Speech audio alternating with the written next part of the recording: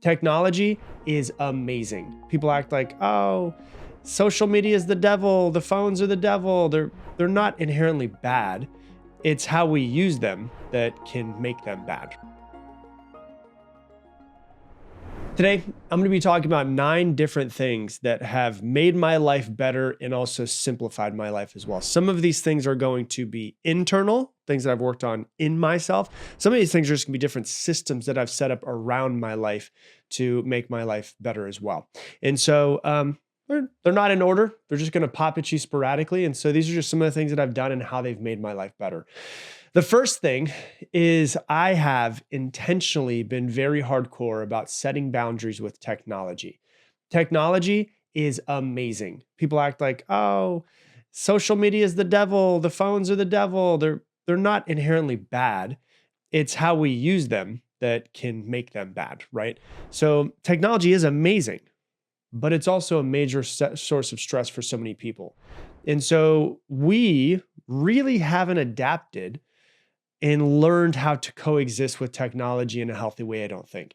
And so for me, that's something that I've been very diligent about is my relationship with technology, because I don't believe that I should just be staring at my phone all day long. Like if I were to get to the end of my life, live to 100 years old, and 90% of it from this moment forward is me staring at a screen, in the moments that I'm awake, it would be a complete waste of life. And life is not looking at a phone. Life is everything that's happening around you that's not a screen. And so what I changed basically is implementing really strict screen time limits, especially with social media. So I noticed a couple years ago that I was like, I'm spending too much time on my phone. I have to use my phone for business. So that is a natural thing. I do have social media. I do have a following. And so that's a natural thing I have to do as well. But I don't want to be sucked into this thing. And so I started scheduling no screen times. And so my phone, as soon as I go to sleep, goes on airplane mode and doesn't come off of airplane mode until 8:30. Now, some people are automatically freaking out going, oh my God, what if there's an emergency with your family? To this day, years and years down the road, there hasn't been an emergency yet. Knock on wood, maybe there will be at some point in time. But at this point, that's the way I'm living my life. I turn my Wi-Fi off when I go to sleep. My wife's phone is on airplane mode. Mine's on airplane mode. I just don't want those frequencies going through my head in the middle of the night. And so I also keep my phone in another room when I am doing my deep work sessions in my day. And so when I'm sitting there and I've got 2 to 3 hours of really deep work that I need to get into, my phone is in a different room. When I get done with work and I am going to shut off, I am going to take my phone and put it into a different room so that I can hang out with my family. And so those are just different ways that I have distanced myself. The results of this, I'll just be honest with you, like my productivity and my mental clarity from having my phone, having very strict times that I'm on it, not getting on it first thing in the morning, waiting until 8:30 so I get an hour and a half to 2 hours of myself time and being with the baby and being with the family and all of that has been way better, way more mental clarity, but then also way more productivity when my phone is not next to me when I'm working. I've also noticed that since I've been spending way less time on my phone and way less time on it on social media, I am way less anxious. I don't feel anxiety popping up. And this happened for me in 2020 when I realized one day, it was like 10 o'clock in the morning and I had a great day. And I was like, I feel really anxious right now. And I was like, why do I feel anxious? And I realized because I was on social media for like 12 minutes, an hour before, and I just saw some crazy out of pocket posts that people were putting up that were just fear mongering and all of that. And that literally I saw just a couple stories and it made me feel like shit an hour later. And I was like, I'm going to distance myself from this. So I've noticed myself way less anxious since I've done that as well. So that's the first thing. Second thing that I've become very hardcore on that's really made my life better is focusing on gratitude. Gratitude is deceptively simple. I'll say that. For the longest time, I was like, yeah, gratitude's nice. Gratitude's great. But really what it's something that is one of the most important parts of my day. It's helped me shift my focus from lack and from scarcity to appreciating what I already have and making me feel more abundant. And so how I practice gratitude every day, I start every single day pretty much the same. And when I go to drink my coffee, I go to the window and I can, I stare out and view into my backyard, or I go on the back porch and I look into the back porch and the view that we have. And I just focus on being grateful. And this is something I've been doing for a couple of years at this point. And I just focus on being grateful and just actually, this is the key part, really feeling the feelings of gratitude, not just being like, oh, I'm grateful for this. I'm grateful for this. I'm grateful for this. Okay, cool. Let me go about my day. But like really trying to feel the feelings of gratitude as if it's just like filling up my body. And to be honest with you, I do this 7 days a week, and 2 to 3 of the days each week, at some point in time, 2 to 3 times, I'm going to start to tear up because I'm like, I can't believe how amazing my life is. And for me, when I get done with every single session where I'm actually focusing on how grateful I am, I feel amazing after. And the reason why is because I'm not thinking of what I lack, which is what I did for years. And many people do is they think about what they don't have, don't have, don't have. I'm focusing on everything that I have. So it gets me out of my scarcity mindset. It makes me feel all of the abundance that's in my life. And I've been doing it for years. And when I started doing it, I had way less than I do now, way less things to be grateful for, all of that. And since I've been doing it, I've been blessed with so much more, like 10 times more to be grateful for. And maybe it's true, maybe it's not, but I have this feeling that if you can't be trusted with a little, you definitely can't be trusted with a lot. And so if you take that, I also think that if you can't be grateful for the little things that you do have in your life, you're not going to be given a lot because you're kind of just whining about the blessings that you do have. Why would, the universe give you more blessings? So the result for me is I feel more grounded. I feel happier. It just makes me feel amazing throughout the day when I'm like, oh my God, I don't have to think about anything that I don't have. I can think about everything that I do have, and I don't need anything. What a great feeling that is to not need anything. So that's the second thing I've been doing. Third thing I've been doing, and I've been talking about this a lot recently, is morning mindset priming. And so I've been doing this for years now, but I've been really starting to teach it. And I actually believe it's one of the most important things people can do every single morning. I've been teaching my clients to do this every single morning, and they've developed their own specific practice that's tailor-made for them because they're the ones who made it. And it's really starting to change their mindsets of themselves, change their subconscious thoughts about themselves, change their fears, change their limiting beliefs, change their identity of themselves, and it's starting to change their lives as well. And so it can be different for everyone, depending on what it is that you want in your life and what it is that you want in your day. But basically what it is it's you finding dedicated time first thing in the morning to set yourself up for how you want to feel and how you want to be and what you want to do each day. The way I like to think about it is it's like setting your internal GPS. So you're actually setting the tone for the day. I lived for 30 something years of my life of just like waking up and hope I don't get, hit by a truck today with the way that I feel and the fires that I have to put out and all that, versus like that it was very reactive, I guess you could say.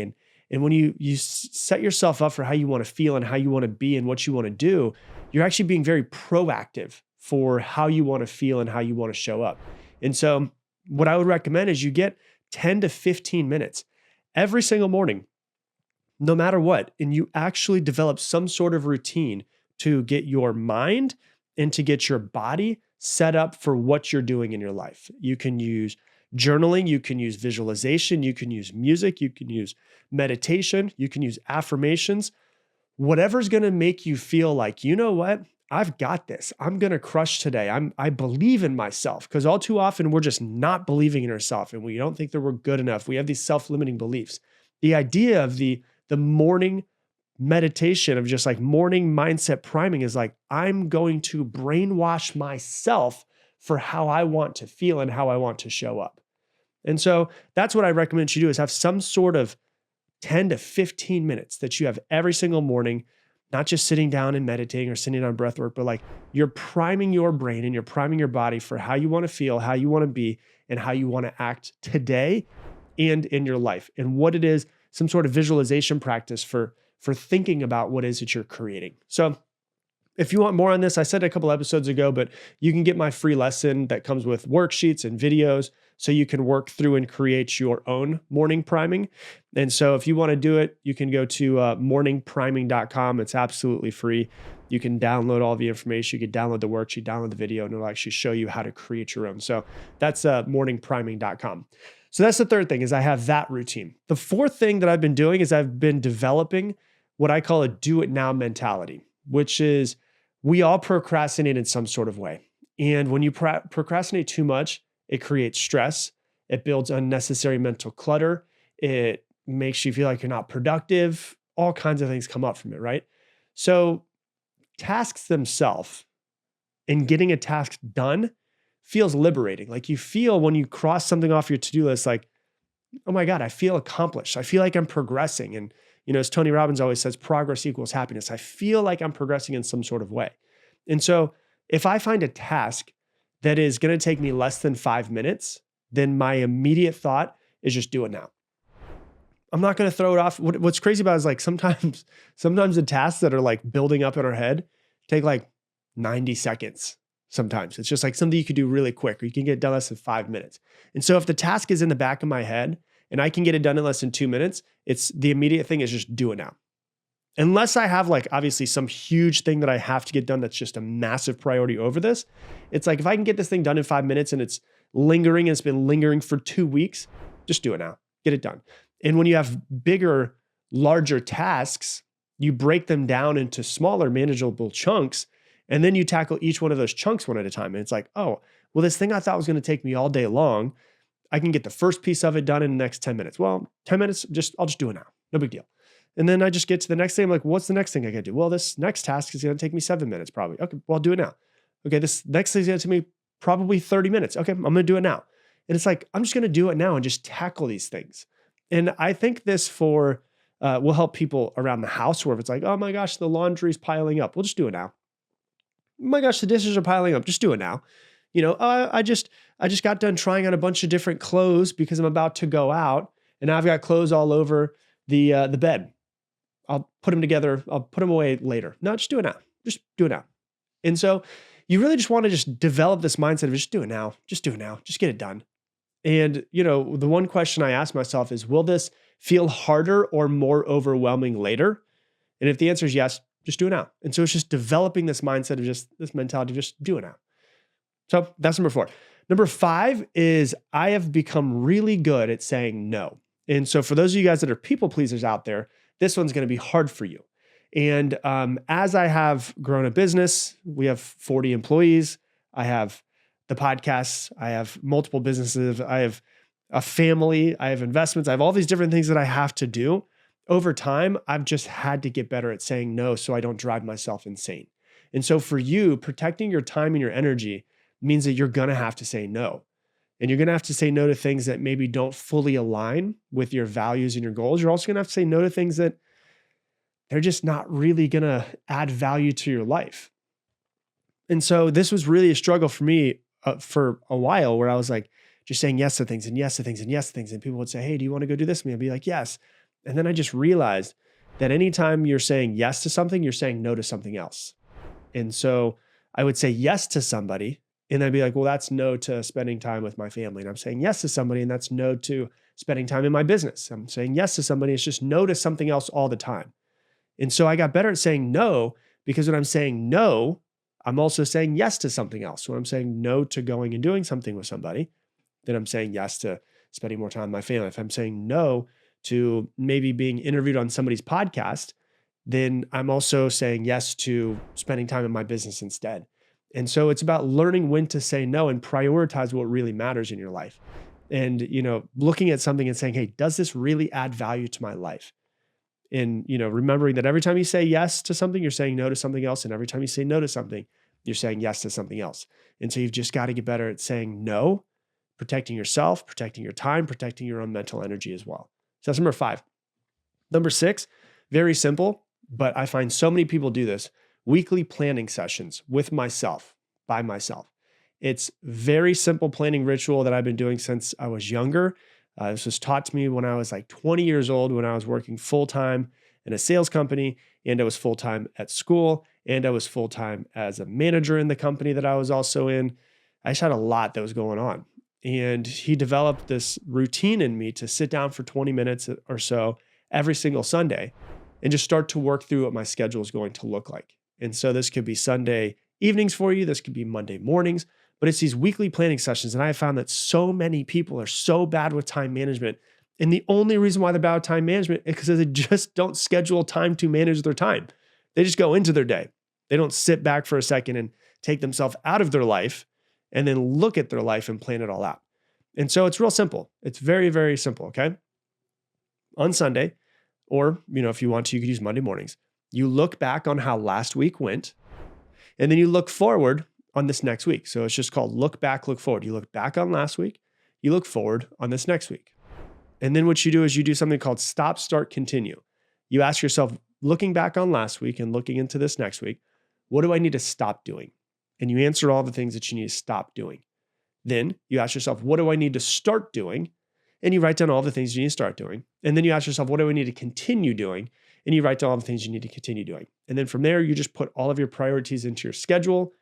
And then you highlight the 3 to 5 tasks that are the biggest priority for you. And you make sure that you focus on those more than anything else for the week. It's very simple. It's not rocket science, but it just takes more time and attention and intention in your life. So that's number 6. Number 7, decluttering mental clutter. And so our minds can get very overwhelming. There's a lot of stuff that's happening. And just putting all of our stuff that's happening in our brain on a piece of paper will make you feel so much lighter. So I recommend you take a dump every single day. And what I mean by that is you take a brain dump. You dump everything that's happening in your brain onto a piece of paper. Write down everything going in your mind, every thought, every task, every fear, every limiting belief, all of the things that you're worrying about, all of the stuff that you have to do, your to-do list, everything. Put it all on a piece of paper. And the reason why is because when it's on paper, first off, it makes you feel better because it's out of your mind. And second off, it makes it easier to plan what it is you need to do and start to work through stuff. And so you can categorize some things. You can sort your items into urgent. Okay, this is really urgent. You can sort it into can wait, and then you can sort it into not worth my energy. So some things in your life are going to be urgent.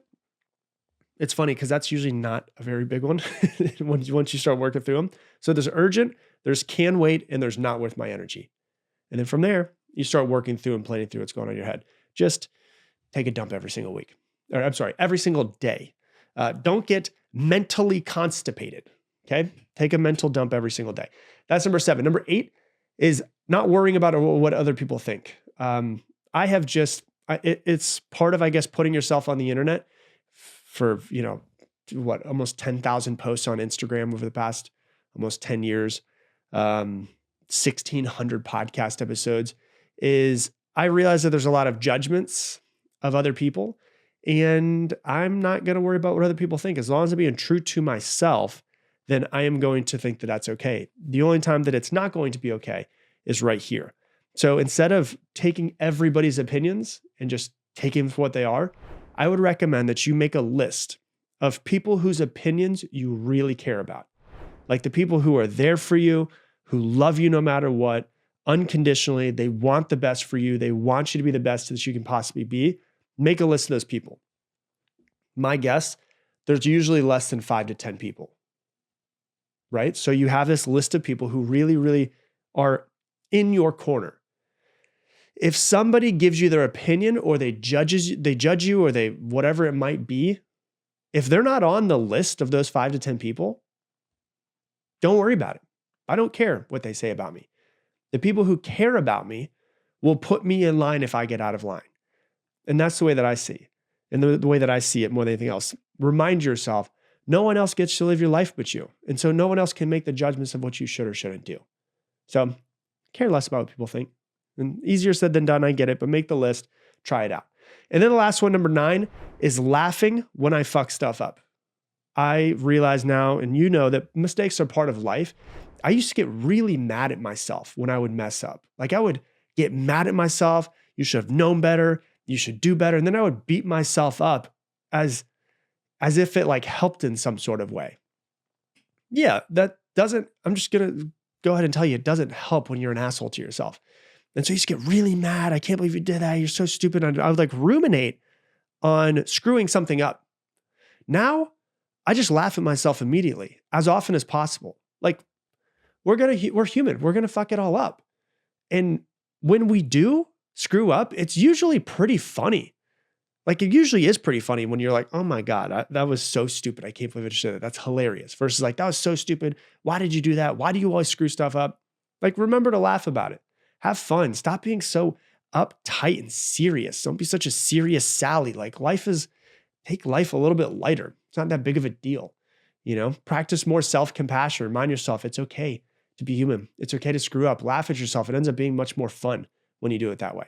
And so those are the 9 things that have really helped me better my life and simplified my life in many different ways. Hopefully it helped you. Hopefully you can pull a couple of these, put them into your life. If this helped you in some sort of way, go ahead and do me a favor. Share it on your Instagram stories. Tag me in it, Rob Dial Jr., ROBDIALJR. The only way this podcast grows is from you guys sharing it. So I would greatly, greatly appreciate if you would share it.